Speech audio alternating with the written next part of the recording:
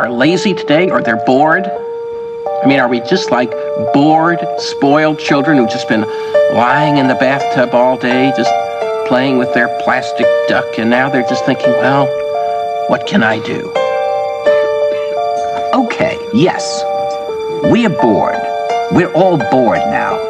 But has it ever occurred to you, Wally, that the process that creates this boredom that we see in the world now may very well be a self-perpetuating, unconscious form of brainwashing created by a world totalitarian government based on money, and that all of this is much more dangerous than one thinks, and it's not just a question of individual survival, Wally, but that somebody who's bored is asleep, and somebody who's asleep will not say no?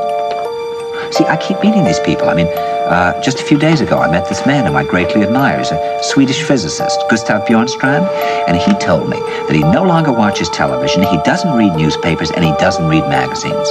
He's completely cut them out of his life because he really does feel that we're living in some kind of Orwellian nightmare now, and that everything that you hear now contributes to turning you into a robot.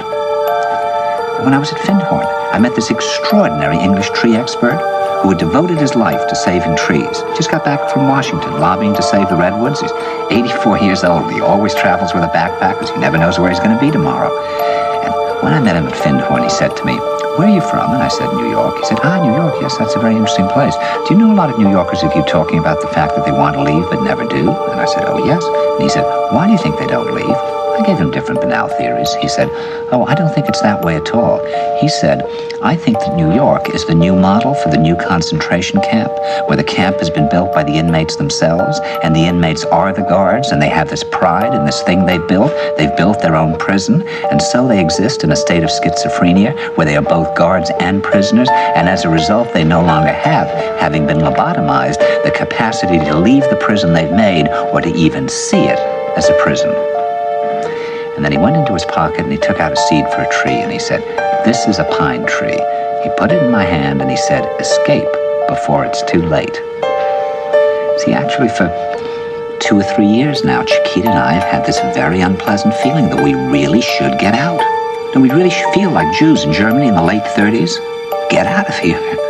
Of course, the problem is where to go, because it seems quite obvious that the whole world is going in the same direction. See, I think it's quite possible that the 1960s represented the last burst of the human being before he was extinguished, and that this is the beginning of the rest of the future now, that from now on there'll simply be all these robots walking around, feeling nothing, thinking nothing, and there'll be nobody left almost to remind them that there once was a species called a human being, with feelings and thoughts, and that history and memory are right now being erased, and soon nobody will really remember that life existed on the planet.